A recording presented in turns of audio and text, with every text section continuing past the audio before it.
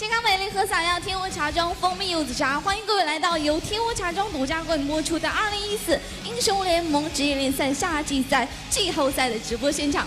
一奶优乐酒就选技嘉超奶酒逻辑机器累追双科技，网友咖一起来更精彩，全网最低价就在 TG3C.PLU.CN。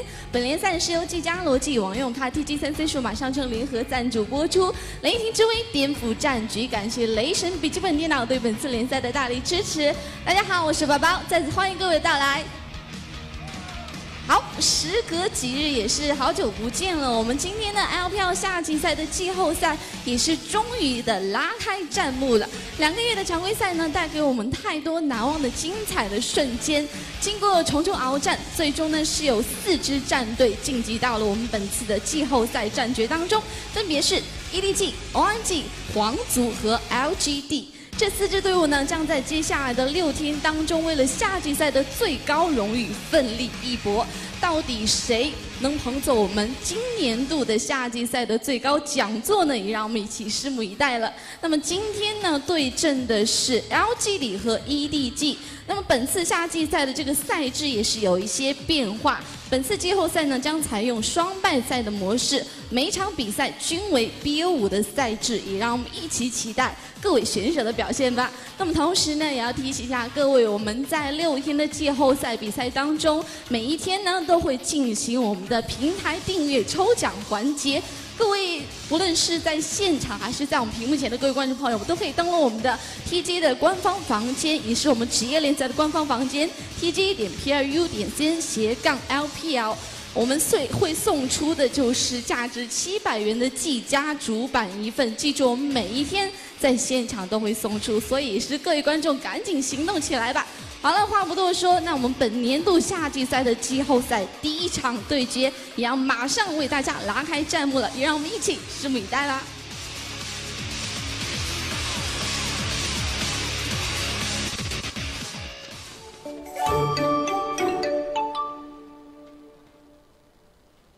范冰冰健康美丽课堂，每天动一动。 每天大声笑，每天睡个饱。还有天窝蜂蜜柚子茶，蜂蜜带来健康，柚子带来美丽，健康美丽喝洒哟。天窝蜂蜜柚子茶。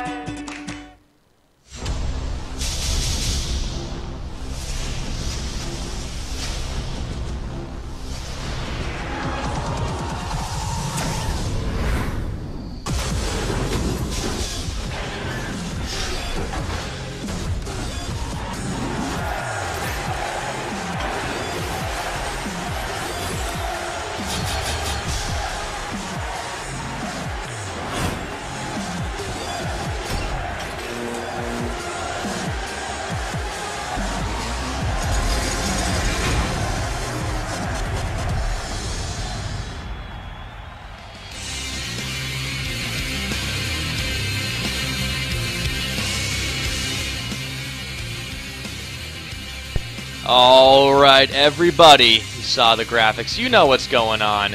It's time for the LPL. It's time for the playoffs. Froskarin, how you doing tonight?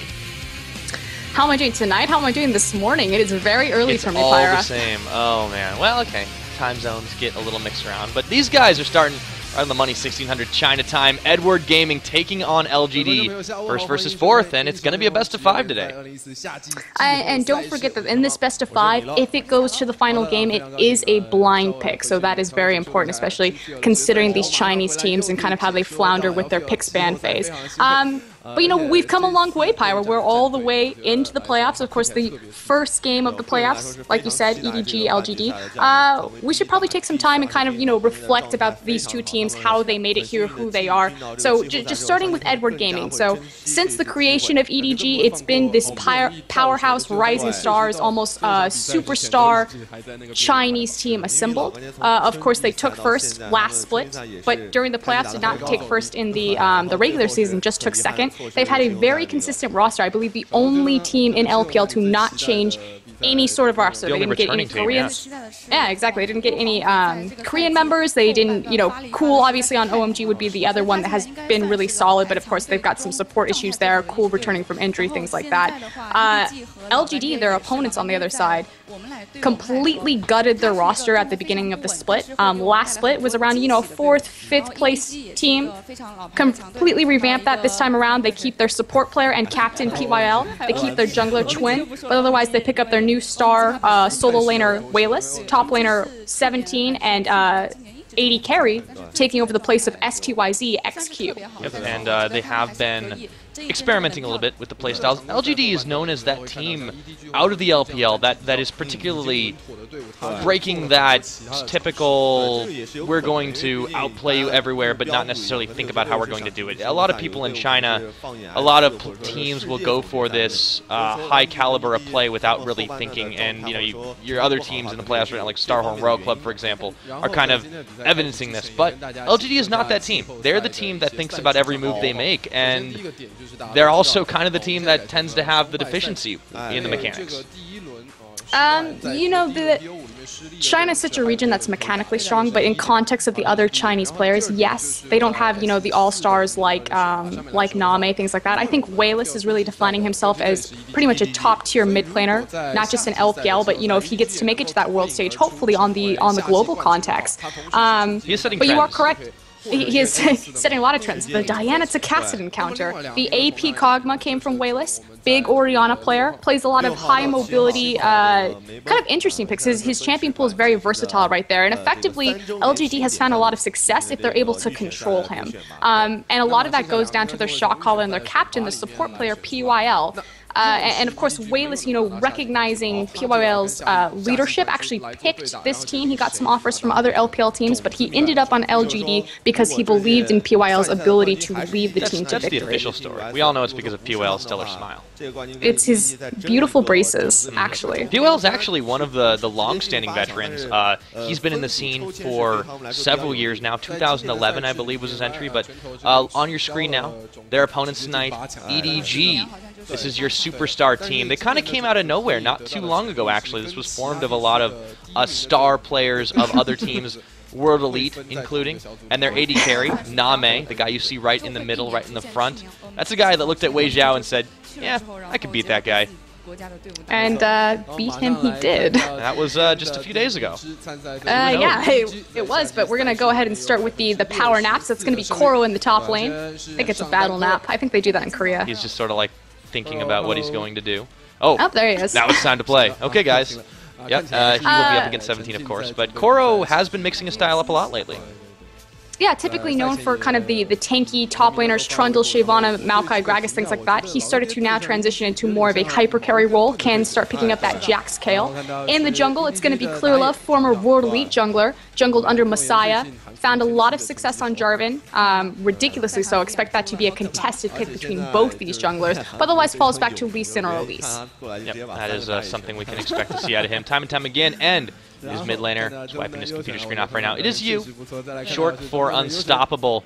And this guy really is, if you just let him sit in lane. He doesn't really provide much map pressure, but he is certainly the kind of guy that can keep you busy if you let him. Definitely. I've said for a long time that I believe that Yu is kind of really the crutch and the backbone of EDG. Very consistent player. It's just an issue of now transitioning a one-dimensional playstyle from farm mode to roam mode. Speaking of star players, Name. That is superstar carry. Yeah, no, Name is... There's so many things to say about him, but he has been playing a lot of hyper carries lately, trending a little bit away from the Lucian, which I think overall is a little bit good considering the way the changes have gone, and his support will be FCZF. Another kind of all-star, actually. He's played a lot of Janna in the last couple of sets, and if I recall correctly, Janna still has a 100% win rate in the LPL. She is undefeated, and he is the only person to play her, and his name stands for Chase the Wind on a windy day. Seems to be a little bit of a correlation there. He's also the captain and shot caller, so both the shot callers and tacticians of these teams being in the support role in that bottom lane. If it's a 2v2 matchup, expect it to be explosive. Oh, yeah. we should see LGD. Yeah, there we go, popping up on our screen. Important thing to note is if you look, EDG, the last time that these two teams faced, it was actually split 1-1. So of course this time around, going for that best of 5, we have to have a definitive winner here, and loser gets knocked out into the losers bracket. Double elim. That's worth noting. It's not all over for the team that loses, but they will be at a significant disadvantage as they'll have to climb their way back up. And we'll go over that in a minute, because there he is, the shot caller, the primary captain of this team. It is PYL. Everybody loves this guy. He's very popular. He's on a magazine cover. He also has a very unique champion pool, probably one of the only Sona players left, maybe in the entire competitive league scene. Definitely in China, very good at that, but also very good at those hook champions. Joining him in the bot lane is going to be XQ. It stands for Slight Bright Joy. And this guy, given some time, PYL helping him out, it will be a top tier 80 carry. He had some Graves plays. Forgot about that. Yeah, he went 1-1 on Graves. It's not bad, all things considered. And that was... He's also, should note that Lucian, since the patch changed away from 4.12 Lucian to 4.13, has been played 8 times. He has only won once since that patch change, and XQ was the one who played him. Yep. And speaking of playing things particularly, it's way less. This guy started a very interesting trend, several actually in the LPL, but he's particularly noted for being the first to do a Spectral Wraith build on Orianna, and that's since been adopted by just about everybody. Yep. Help farm those Wraiths out. Plays a lot of Orianna, about 11 games. Yu has played, I think, closest 5. In the jungle, it's going to be Twin, probably the weakest link of LGD, if we're going to be frankly honest. Smallest champion pool. That's an issue. We talk about the Jarvan pick being contested. I believe, let me grab the numbers on it. It's not just Jarvan. Lee Sin was his big go-to for a long time, still kind of is, and apart from those two, he really hasn't had much success, but if they can't rely on him, they might try this guy, just 17, also known as Killer 17, in the top lane. He's gotten a lot of casting pickups, which, don't be too surprised by that. It's actually not as frequently banned or picked in the LPL as it is in other regions. I think it only rocks a 30 to 40% ban rate. It's not very high, no. And speaking of not very high, those Jarvan stats, I got them. So expect Jarvan to be a contested pick as of recent. Although ClearLove, I feel like, has a larger jungler pool than Chwin. 75% win rate on Jarvan for ClearLove, only 33% for Chwin. Yeah, now we are in picks and bans. No nonsense out the gate. Yasuo Thresh taken away for EDG. And Maokai Ziggs. So these are kind of going directly for the tops and mids. Which makes sense. I feel like kind of where these teams match up differently is going to be specifically in the, actually I'm going to say the jungle more so than the top lane, but the jungle and the mid lane for sure. Ziggs is a big crutch champion for you, has a ridiculous win rate on that champion, played it numerous times, not just through this split, but through all of last split, and they're actually going to take away the Jarvan from Chwin. Oh, and again, Caston is available. Will they fall into that? No, they instead go for Orianna. So Lee Sin is open, and LGD has historically shown, yep, they immediately go for that one because Chwin is so tied to this champion, if not Jarvan. You have to expect, though, that EDG knows this. You know, banning Jarvan, that this was going to be the next pickup. Obviously, Chwin only has a champion pool of about, 3 competitive champions, Elise, Jarvan, and Lee Sin. Yeah, and this is also the patch that Lee Sin got nerfed on. And we saw them hover the Kha'Zix. Kha'Zix is a popular pick for ClearLove. Likewise, Evelyn. I would love to see a Corki for Name. Anything but Lucian, please.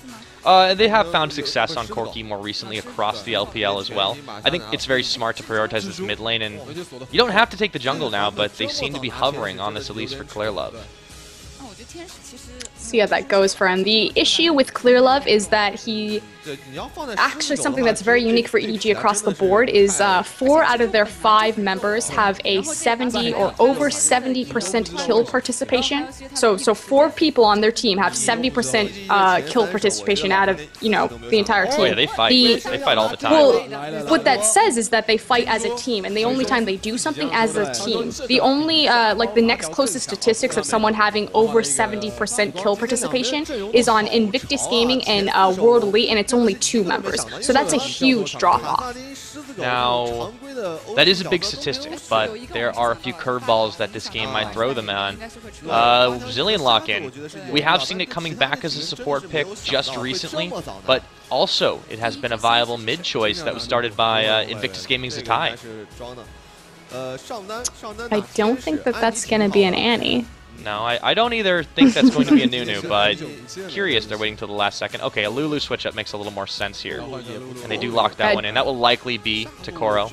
It's more his traditional style. Wow, okay. Oh. All right, hello, we're bringing it back around. That is very curious. What a throwback.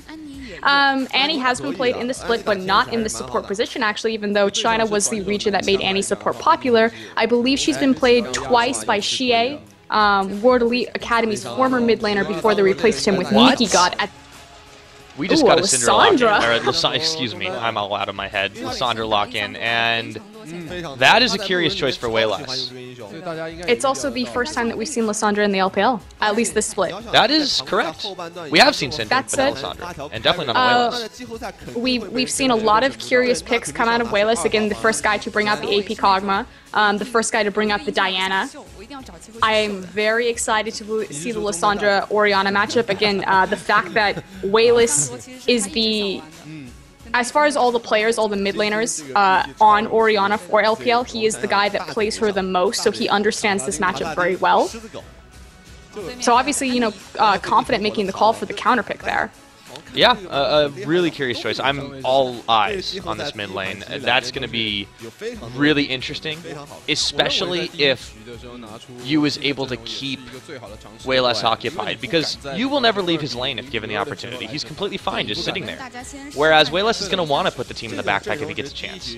So... Well, you also have to think about the roam potential between Lysandra and the tower dive potential of Lysandra with her ultimate versus, you know, what Orianna wants to do and what Yu wants to do historically as a player. Like you said, he wants to sit in that mid lane. He's not really well known for his roam.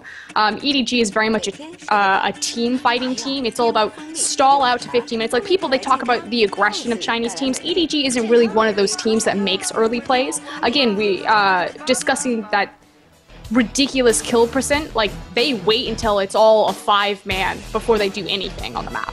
Oh yeah, this is going to be an awesome match. Game 1 of the LPL playoffs, EDG versus LGD. And what a battle it will be as we load up onto Summoner's Rift. Frost, I can't wait to see how this one goes. That's going to be amazing in that mid lane especially. It is two very different play styles clashing together. I think you said it best. It's going to be about which jungler shows up. Is this going to be ganking Clear Love? Is this going to be on-point Xuan? And if Waylass is able to get away from Yu, or if Yu is able to follow him or hold him down. Yeah, that's going to be a big determinant of the early game as well. In our last matches with EDG, they definitely were able to manhandle the very passive style of World Elite. However, this is a very different team in LGD Gaming right now as the line of scrimmage comes into play. XQ hanging out outside the river Name, meanwhile closer to lane. No shenanigans expected. Nobody is going to do anything out of the ordinary, apart from the picks, it would seem. They picked Annie into Zillion. I'm just... Because you think Annie is full-on front burst. Well, so is Graves.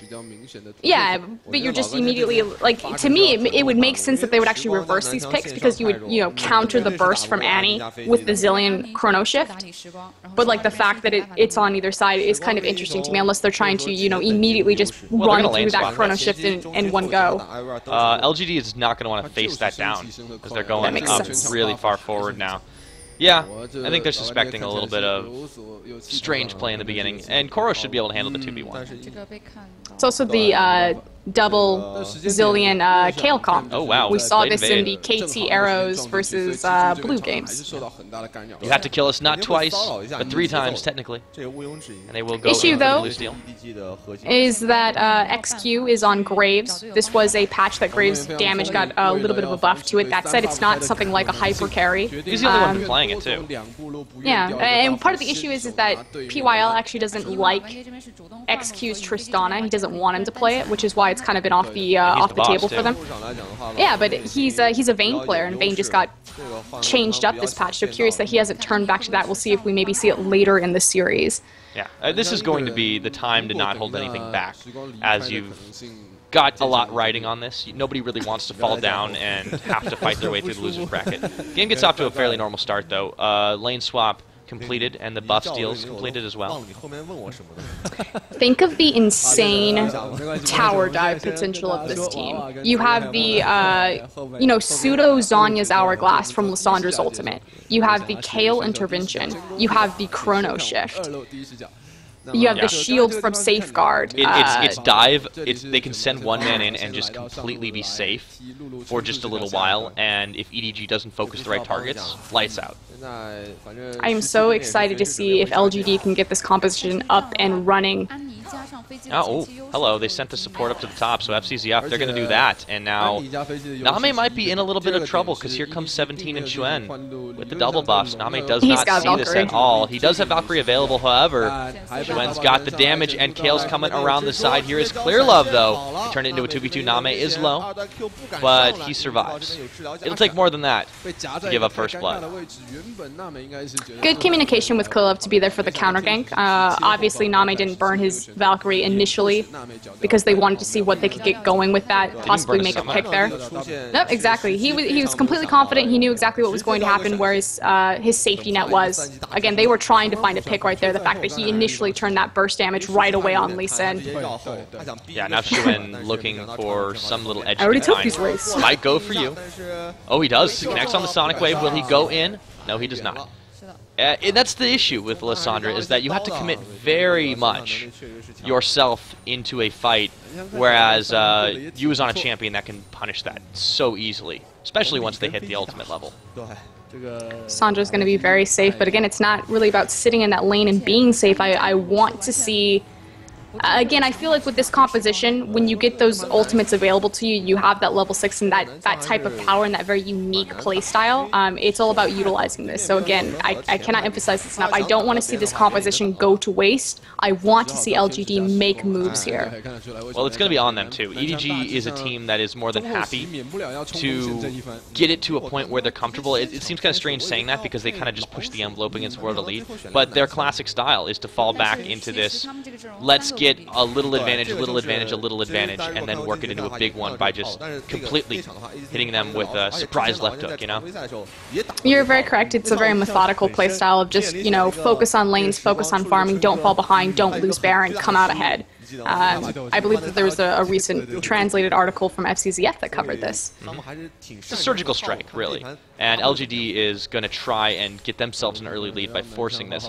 Koro and FCZF don't have a lot of damage between them, a little bit of poke and wave clear, but the Zillion is so annoying to lane against, and it's difficult to return anything safely. I still think this mid lane is a really curious place to watch, but the junglers are completely ignoring it for now. The nice advantage that you have with having a top laner like Lulu, especially because you're effectively running a 2v2, is that she's very much like an AD carry in how she's going to control the lane and survive the lane. Of course, she's not going to bring that same burst damage with the range that an AD carry will due to the attack damage, but it makes it a lot safer, a lot easier. Imagine the team fighting potential that EDG will have if they get out of this laning phase unscathed. You've got Shockwave, Flash Tippers potential, if they can even proc the ultimates that PYL and Wayless have, or excuse me, and 17 have, and Wayless too. That is going to be the issue. There's so much burst, and this is kind of almost a throwback composition. It's also a traditional protect the AD carry composition. You think that you're stacking Lulu with Orianna. Yeah, but the issue is that it's a Corki, it's not a Tristana, it's not a Kog'Maw. So technically not a hyper carry in that aspect. We'll find the power spike really in the mid game, which means that it's pretty much up to Orianna and Orianna alone to pick up that late game slack. The kind of bright spot in Sigh of Relief again is that you're facing against a Graves, but here we go. Clear Love looking for the gank up top. Forces a flash immediately out of that Zillion, and they will get a teleport of their own. 17 coming in to even the odds. Is this going to have any action come of it? Doesn't look like it. But Xuen looking to make moves. And Lissandra's moving up as well. Has the ultimate available. They're going to go for a blue steal. Yu wants this back. Very nice. They have the numbers advantage because of the teleport, so they're going to make the best of it. They don't want the teleport to go to waste, so they're immediately transitioning to, okay, we need to take something here. What can we get? The blue buff, although, small consolation prize, obviously they would want some kills right there, but taking that away from an Orianna is actually pretty huge. Yeah, no, they definitely have that strategical edge. We've talked about it time and time again. LGD will make something of any situation. Much better than the rest of the teams in the LPL, except for perhaps maybe Starhorn, who've been kind of moved that way because of Insect's crazy recklessness sometimes. What I would like to hello! flash forward, though. Flash forward, FCZF, he has a stun, and he's going to use it. Oh, that was actually a little bit too late. XQ now in trouble. PYL gonna go down for first blood. Given over to Clearlove on the 3v2. Nice chase down. Finds the gank before the chrono shift is available. Very smart from Clearlove. That's pretty much the only window that he has for this. And unfortunately, LGD not in position to make any moves. They can't counter that with anything. We saw Chwin and Lysandra actually backing, so it's not like they can find a gank anywhere else. Name very safe in this lane. What I'd like to see from LGD here, knowing that the teleport is down from Coral, likewise from 17. Since 17 is already in that bottom lane due to the lane swap, I would like to see LGD shove this wave out, back, and all head bottom and contest a dragon with a numbers advantage. That would be a really smart choice. They are positioning for it right now, or at least getting close to that point with the blue buff takeaway. Wayless gets that, PYL pops down the pink. Yeah, and they're doing exactly that. This is classic LGD strategical. They're going to go for that. There's no chance of a contest. Clearlove isn't near it enough. And there's no teleport available from Koro, as you said, so this is going to be a completely free dragon for LGD first of the game. And they don't even have a timer, since there was no ward in there for EDG. Clearlove does have an inkling, though. I believe he got a ward over the back, so he may not have the exact timer, but they are aware that the dragon went down. But that said, there's nothing that they're trading for. It's not like they have any pressure on that top tier tower, which means that there's no pressure for this Graves now to switch back into the bottom lane. Well, it evens out the gold for LGD off that one kill that Edward Gaming got earlier.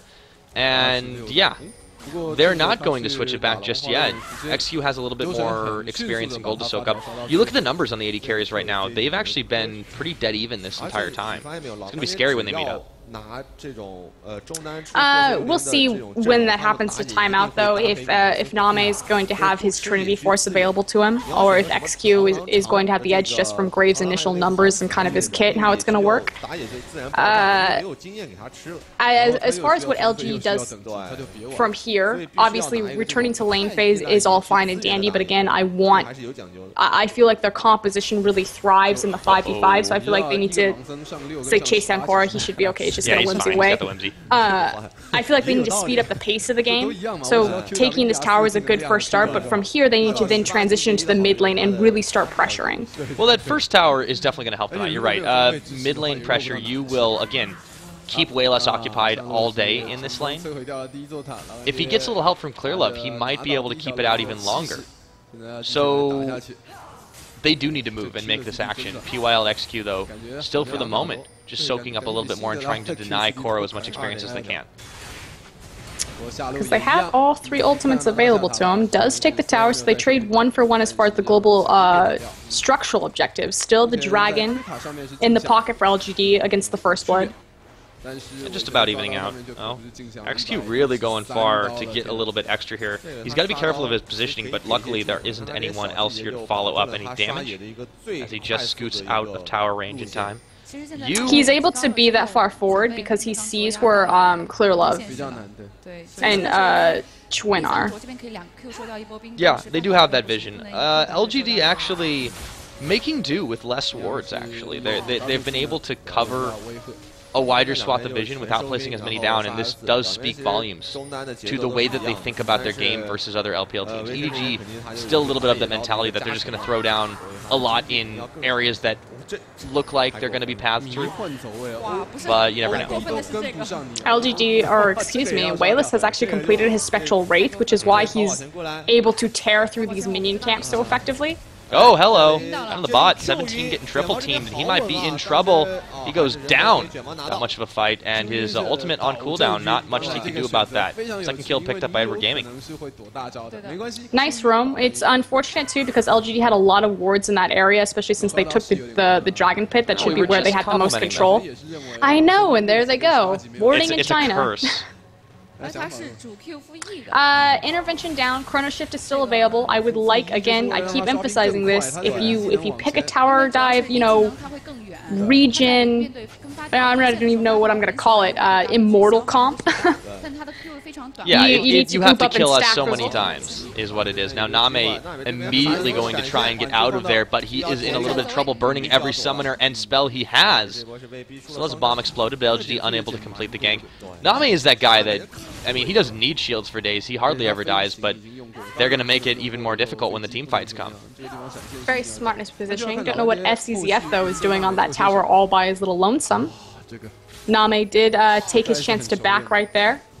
Let's see if FCZF can actually hold this, because he doesn't have a Tibbers available. He's still scary. So he's not scary against the Chrono Shift, though. If LGD wanted to, if they could... Oh, if they really want to dive? Land a C. Yeah, but that's... Is it worth the risk? Because this is coming up on a minute and 30 for a dragon to come up. That's just barely within the range. Now, Name is back. XQ now has to flash away. FCZF did go down, so I guess it was worth the risk, and the teleport is cancelled by 17. It's still a 2v3, however, and Yu is going to make his move back to the mid lane. That's pretty huge, having the teleport cancelled 1 minute and 30 seconds out from the dragon, especially because Koro has his teleport available. Yeah, won't be back up. See what they'll do with that. Again, that's pretty big. The Chrono Shift might save them, simply because they'll effectively have, you know, like a 5th man if they use it correctly. That's true, but EDG, you know, this is a team noted for their team fighting. If they want to make an issue of this dragon, it's going to be tough for LGD to contest it. See if Clearlove can get in here and possibly take some vision control.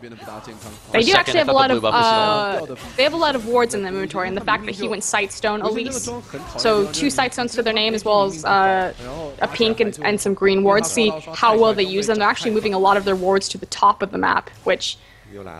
Classic China. There we go. Yeah, oh guys, we need to move around the Baron as soon as it's available. Just guys, it's 14 minutes 30 seconds. We better ward up the Baron. For our first-time viewers, that you may not entirely understand that is kind of the historical trend of Chinese teams. The earlier, the better. In fact, we were in a meta a while back where we would see 3-minute dragons not uncommon, and this was right after the 4v0 meta ended. Not so much anymore. 9 minutes is a little bit more of a safe benchmark. See how they deal with this now as it is about to spawn. LGD just did back, and with their back C, picked up immediate pink wards, so they are looking to contest this dragon and to control the vision on it. It should be a 5v5. Again, the teleport is down for 17. Koros has his available. That's the big issue here. Yes. Oh, they're just going to start this one. Edward Gaming brazenly moving in with the 4-man. Koro has his teleport up if he needs to use it. It's going low. It's going very low. Here comes Wayless. It's smited away from. That is the tomb, though. And it is going to be Elise going down. Clearlove trades his life for the Team Dragon as they also have a teleport Koro in. And now they're pinging for the mid lane. And that was just muscling, knowing that they had a numbers advantage. Unfortunately, LGD was just too slow. See if they can take a global objective in exchange for it and the kill. Speaking of too slow, EDG really struggling to get up here in time. Oh, Xuan's on there. However, he is caught between a couple of towers. And they turn back and just grab it. FCZF takes a lot of poke out of that, too. This is a bit of a squishy comp before the shields arrive. It's a bit of a squishy comp even when the shields do arrive. Way less. Man, he just gets in everybody's face. Guy's not afraid of anything. Now that the mid tower down, the dragon is down, the next easiest and most important objective on the map is going to be that bottom tier tower for LGD. That said, you have to be very careful committing too hard to it, especially with an Elise as the jungle. We talk about the early Baron potential and threat right there. It is pretty terrifying when there's an Elise jungle due to the type of damage she does. Well, we've already seen a throwback comp. Why not throwback strategies, right? And they'll know if it's starting to come at them. They've got several pinks in the area. The issue is, yeah, how many members do you commit to that and risk losing an early Baron or at the very least trading top tower for bot? It's not the worst thing if that happens, but you know, it's a risky call, and LGD tends to not make those the early stages of the game. Kind of curious why LGD put out their pinks as quickly as possible. You know, you saw the methodical, and this is the thing about LGD, kind of their MO coming in. You see this methodical thought process from them. Dragons about to spawn. Oh man, they might find way less. A shockwave lands in. Clearlove going to get himself an assist as the kill goes over to you. Xuan is low. PYL, however, comes to the rescue, and they just take one and walk it out. That was a massive amount of individual burst. Unfortunate place to back is what it was. See how Name is going to deal with this bottom pressure. But Wayless again, is a little bit hero sometimes. it's that wasn't hero as much as it was just well, lazy. I mean, it's overconfident, but it goes in the same kind of pocket there. He's the one they need. You mentioned he's the one that they need to rein in if they want to play up to their strategical potential. Yeah, he's a great player, but he does get himself really out of position at times. Oh wow, speaking of positional errors, 17 takes a cocoon to the back. However, there is still a tower standing here, and Koro is behind it. He's in a bit of trouble. Can he survive? Wild Growth coming out, but the tower is on him, and he might be all for done. That is a low health bar. Clear Love running away with him. However, PYL flashing in the bombs on. That's going to finish him off in just a couple of seconds, but will they be able to answer PYL? No, he's going to get his ult on. Clear Love's in trouble. Repelling up. Oh, he goes down, but the Chrono Shift is on him. They will still finish this up. You, meanwhile, zoning out Xuen. Gets it. Can he find 17 as well? He does not have a shockwave, and they will all together answer 2 for 1. Oh, he gets it! Wow, with the help of FCZF, now he's in trouble. Wayless going in. This is the superior team fighting, but the ball doesn't connect. Wayless is low. The tower's low. I can't believe nobody died on EDG, Frost. And Name's still chasing right here. Oh boy, Wayless, can he get away? I don't know, he's low. Name going all in for him, and he finds it. How brilliant was that play? There was a couple of issues right there. First and foremost, amazing collapse from EDG right there. They had the wards up through the river, communicating great to that. Everyone ran up there. Everyone got involved, and this is what we're talking about. When they do something, they do it together, and their numbers show that statistically. The bigger issue, though, is that LGD expended both the intervention and the Chrono Shift, attempting to get a pick on the support, and they put it on Zillion. Yeah, and as a result now, XQ is pushing in the bot, and he's going to be in trouble again before he gets collateral damage. He does get Koro. So that's something for his efforts, but he didn't even get the second tier tower. Yeah, EDG just plays better together. That's what they do. And this is the scary thing about EDG as a team and their competency on collapsing and working together as a team is when they're firing at all cylinders, it's just one misstep, one mistake, and they can punish you across the board for it. Yeah. Also, the way that they've chosen their composition. You mentioned it. LGD is going to be very all in your face. And that was the behavior that they exhibited up top, trying to get the picks that kind of high-fived each other into certain doom. And very short-sighted of them to expend those life-saving ultimates just to try go for a pick onto Koro, who isn't holding much of the team's gold.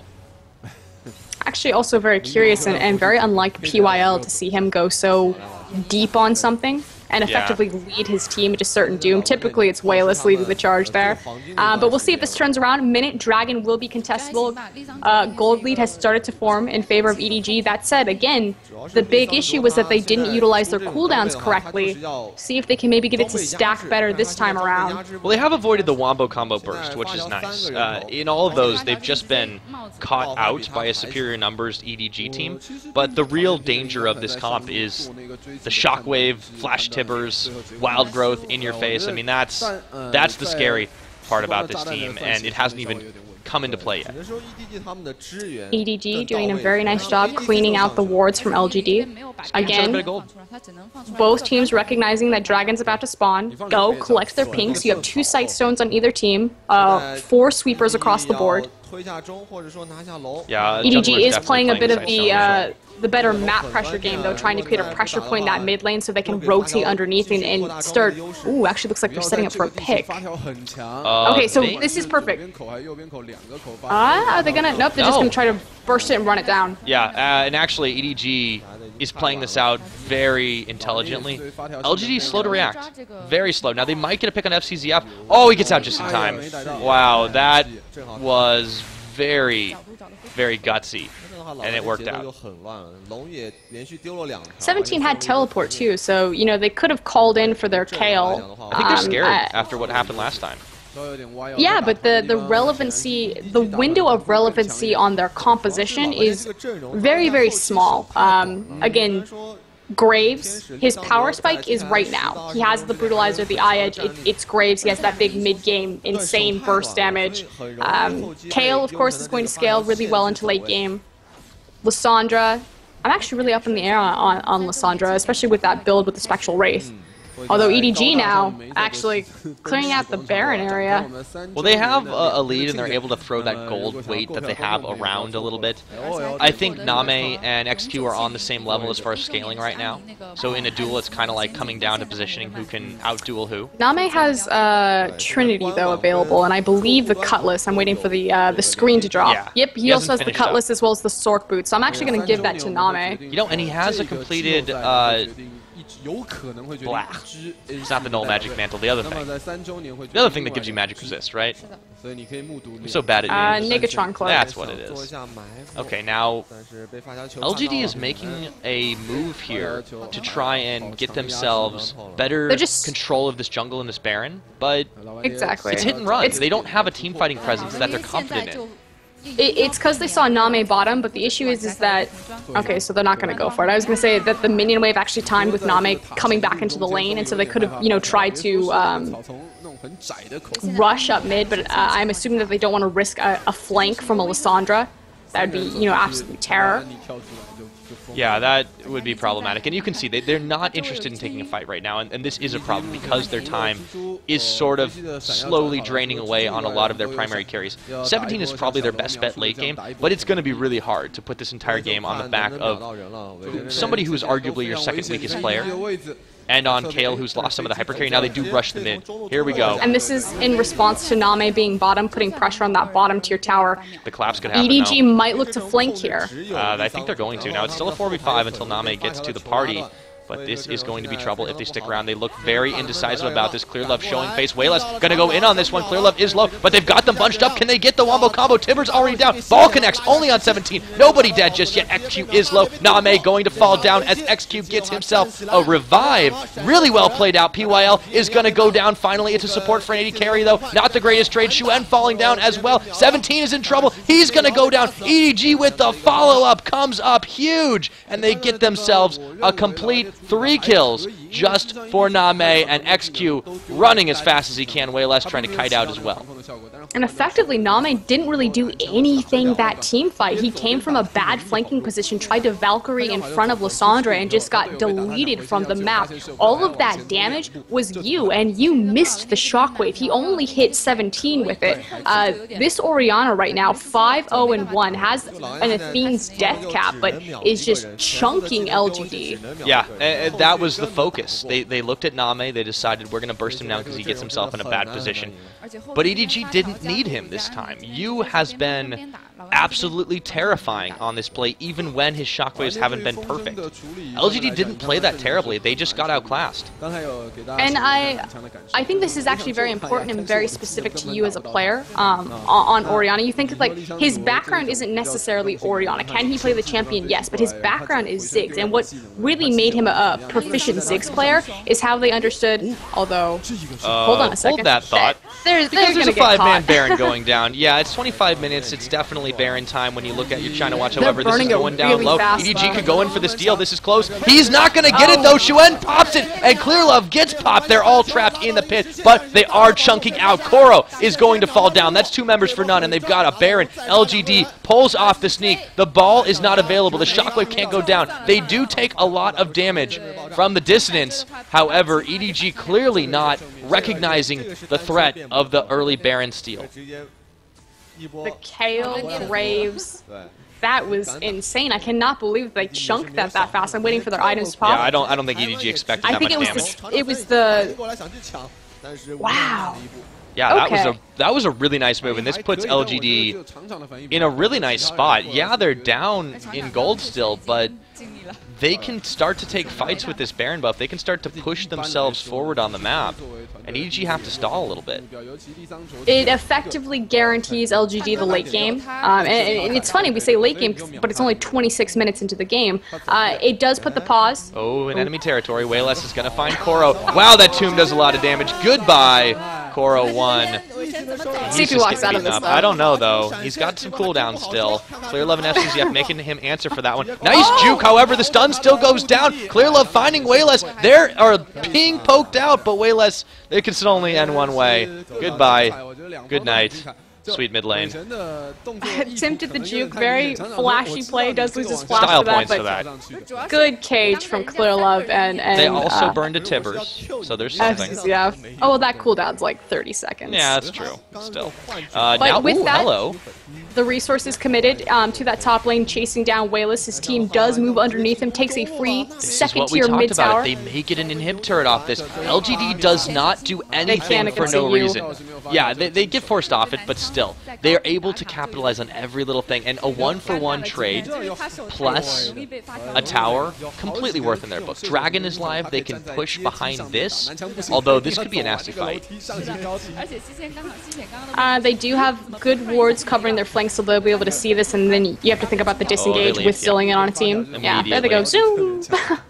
It's Kale speed up, Zillion speed up, Graves has dash, and Lee Sin's just tagging along for the ride. It worked out. So still 4 members with the Baron. Wayless traded his in just for 1 more kill on Koro. And he has been making big roam plays on this game, whereas Yu has just kind of been that team fighting presence. So this is classic, total textbook play from both these teams. I remember what I wanted to say about Yu. Because his shockwaves have pretty actually been subpar. The thing about Yu is he's a big Ziggs player, and what always astounded me is his control of area, like literally the area of effect, and how he would control the zone around him using Ziggs' abilities, and how he would lay them up to make sure that he would maximize damage and zone people out has always been really impressive, and that translates very well to his Orianna play. So specifically an Orianna player, I think that there are better Orianna players in LPL. But as far as understanding zone control with an AoE mage like this, Yu is pretty top class. Well, and he has been playing a lot more Orianna as well. I think it's one of those champions that they put him on because they need the utility. He stated in interviews, he stated in the past that he loves to play assassin types, and he was freed up to do that during parts of the season. But when they need that fallback and that throwback style that they're clearly going for, they put him on a champion like Ziggs, like Orianna. I'm surprised they didn't really go for that option. Well, Ziggs was banned away, so they, I think this is like their next best choice. And it was also a takeaway from Wayless, although has found a lot of success on this Lysandre. Look at that CS. Not expected. What he's able to achieve with the Spectral Wraith, he has effectively almost 100 CS on his lane opponent. Yeah, but it's hard. Compare that to the 5 kills and no deaths. I mean, Yu has been, from a KDA perspective, perfect. I wish we were on Tournament Client, because you have to think that every 12 CS is equal to the gold amount of a kill. Well, you get to do math, right? Well, you do the math on how many kills. It's still way less his pocket. That's better for him. He also is going to be more of a playmaker than you. Oh, definitely. Yu is much more about, being the center. He's the base for EDG. What strikes me in this game is how little LGD has actually relied on their jungler. Yes, he's been involved in fights, but they're kind of just treating him as like this arbitrary 5th player right now. And I feel like that's almost the right way to go about it, considering Chuen, is the weakest player of this team. Well, Chuen has also done, a fairly good job on a big comfort pick for him, obviously, but yeah, I'm actually surprised that they're not trying to, really respecting the power of Orianna right now. Again, I feel like we haven't seen a lot of Lysandre ults into Zillion ults into Kale ults, what I wanted to see, and I think it really is, like you said, that fear that, it's just one shockwave. He hasn't hit it yet, but if he does, those dissonants are hurting. Just imagine what that ultimate will do to us. Well, and again, this is LGD playing extremely cautiously in trying to shore up their advantages. They've used the Baron buff to get themselves a decent bit of an edge, but it's still not a gold lead. But EDG will punish you if you don't push them in and push them in hard. So right now, it kind of comes into this stage of the game where you have to start taking these risks, but they also become that much more detrimental if you make a mistake. Speaking of risk, yep, I want this. He's blue got buff. claw. Yeah, he's fine. Oh wait, just use claw. Okay, no, he's good. No, he's fine. He's fine. It could have been a very bad decision if they had seen him there. But they had EDG's vision gone. is actually kind of lacking right now. Both teams kind of neglecting the vision game. It's all about denial right now. They've been really good about, getting their wards down, but they're just getting swept out. The issue is that they're not protecting their wards, and again, because they have so many sweepers and they just like, oh yes, I'm understanding vision, guys, I'm clearing it. It's like they've fallen back into bad habits. Both the teams, really. But overall, I think this game has had really decent vision, actually. It's just an issue of, you know, once they expend all of that money, because you have to think every single time that they backed preparing for a Baron, preparing for a Dragon, everyone's grabbed pink wards. So it's that methodical understanding of, okay, I want this objective, how do I go about it? It's just they place their pink wards and then they immediately, like, leave them alone in a hot car. Well, they're going to be thinking about, regardless of the outcome, they're going to be thinking about this, how it goes down. Because this is a best-of-5 format. This is the playoffs where a lot of things are riding on their results here. And it's different than the regular season where you're just playing 2 matches and, you know, maybe trying to get that on-the-fly adaptation. This needs a different mentality, and Chinese teams are just starting to adjust to that.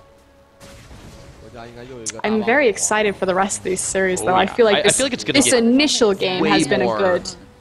It's going to get way more like team fighty, I think, as it goes on, as LGD gets their confidence. And this is the one thing that I will say is I feel like LGD is playing a little bit to EDG's play style right now. Waiting again, EDG they stall out a game, they waiting for a Baron, they grab a team fight, they grab the Baron, they end the game. It started out kind of hot and heavy for LGD and making those aggressive plays. Of course, it fell off when you started monstering through people, but see if maybe they can get this versatility going with the split push Kale. Has the Hurricane complete right now. Thank you, PDD. Yeah, that's happening right now as they grab themselves one kind of off the lack of vigilance on the part of EDG. Baron is now live. However, there is an inhib turret looking very juicy right now. They have to mobilize to defend. Annie coming into flank. Clearlove as well. This might be too early, though. He could get blown up. He's going to repel. That's the massive shockwave into Tibbers, and they are going to get themselves 4 members right now. This can only end one way. Complete sweep. And they may have minions knocking on the door, Frost, but EDG is looking real hot after that fight. Oh my goodness. Okay, so the Tibber stun effectively locked up PYL for so long that he wasn't able to even get the chrono shift off. The massive damage from the shockwave. Oh, they're going to get greedy with this. Look at this. They're going to go for Baron and a tower. What LGD was thinking of positioning like that, they saw that they had 17 underneath them with the Kale, and they knew that EDG was somewhere on the top of them. What they didn't realize is that Clearlove was going to come around from behind and make the initial flank, and they thought that they could just turn and blow him up and didn't see FCZF in time. But what they were thinking is, if EDG collapses on us, we're just going to immediately fall back down to 17. But of course, the flank happened from 2 different sides. They didn't realize where Clearlove was, and they got burned for it. That was the perfect Clearlove maneuver. Let's see this again. Here we go. Clearlove comes in, and it's like, okay, we can take this guy. They almost 100-0 him, and then he repels up. He gets the ball. The shockwave as he jumps away. I mean, the bait and switch is miraculous, and Clearlove just avoids death by the narrowest of margins, and by the time 17 gets there, it's far too late for him to impact anything. Brilliant maneuver from EDG, and nonetheless what we expect from them. It only takes 1 shockwave, and that was the one they needed. Yeah, that's the $1 million shockwave, and you looking much better now. LGD trying to grab a dragon off this, but there is a 5-man Baron squad, and they are looking very scared. They just give that one up. Thank you very much. EDG gonna grab that completely for free. 34.5 minutes into this game, and they've turned on the gas. Should now be the steamroll in through that mid lane, picking up that free inhibitor. From there, they should then focus their attention bottom, obviously creating the pressure point bottom so that the next time a Baron rolls around, should this game come to a 3 Baron, they have that pressure point to make LGD kind of juggle the aggro. Well, EDG's already made so much more use out of their Baron. They're going to just muscle through for an inhib here. LGD, they've lost something with that fight. It's not just 5 kills. They seem to have lost their will to really get anywhere near this. Now, yes, they're the Baron squad, but they're just starting to walk all over LGD right now. Edward Gaming is very confident, and I don't see them holding out much longer, barring any really big turnaround fights. This game is over, effectively, for LG. I mean, they'd have to get the perfect setup of their ultimates, but even so, I feel like they've been out-comped, specifically in kind of their damage. That was the burst. Now they might find you here. He's getting blown up, but the shockwave's still coming in. You is still alive. Shields for Days finally going down, but they trade XQ for it. Wow, they are trying to make something happen. Name's going to get XQ. There is a Kale resurrected by PYL's Chrono Shift. However, Clear Love is going to clean out way less. So even in the chase that they catch, that they get, they lose even more. 1 for 3, and that's completely worth. Now, Edward Gaming could just feel free to push this one in. They might even try to end it here with just PYL and Chuen up.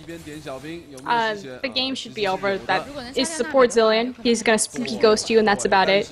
Chuen is full tank, so it's not like he can do he's gone. It's not like he can burst anyone or anything like that. And he died. Spooky ghost. Spooky ghost. Yep, that's GG. So in 36.5 minutes, EDG take game number 1. Well, LGD tried something. They tried something different. It was a scientific process, but it didn't work out for this game number 1, and they will have to go back to the drawing board, see what they come up with for game number 2. Frosk, any suggestions? I think it was an issue of utilizing the window of relevancy for their composition. Again, we talked about how if you're going to run something like that, you need to correctly stack it and use it at its powerful point. And the issue is that they just fell into EDG's game. They let EDG do what they want, which is just kind of sit passively in lane, control the pace of the game, and then just ramp it up when they're ready to go. Yeah, I think they need to be a little bit more aggressive in the early stages. I hate to fall back on that phrase because we fight so hard against the people that will sit there and say typical Chinese aggression, but I think they need a little bit of typical Chinese aggression, Frost. No, I completely agree right there. They need to turn on the heat. I wanted to see, the crazy wayless roams, which really just speaks to the fact that you effectively held them in place. I mean, we had an initial roam into that top lane, but EDG's just played it better, kept their members safe. Well, they get blue side next time, and do you think they prioritize the Orianna choice for way less? Well, the funny thing is that purple side actually has a higher win rate in China just because they value counterpicking so much, and Wayless effectively got that. And see, this is the thing, Clear Love came behind them, and they had no... this is a win Name, actually. This is actually a pretty good fight for LGD. Well, that's Name. Yeah, no, Name's just like, guys, help! Oh, bye-bye. That was actually a good fight for LGD, but look at the dissonance. They never shut down you. Not once. And he made the difference in fights. You're right. It only takes one. And even when they didn't have it, they still came up a little bit better on that. Yeah. Not prioritizing the protection ults. I think they relied on mechanics that they didn't quite have.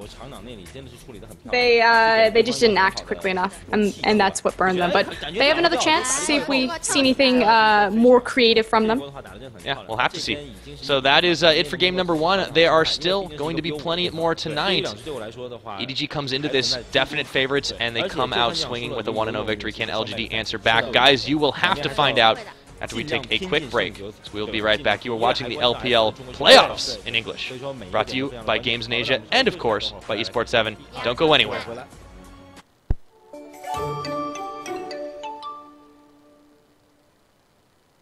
范冰冰健康美丽课堂，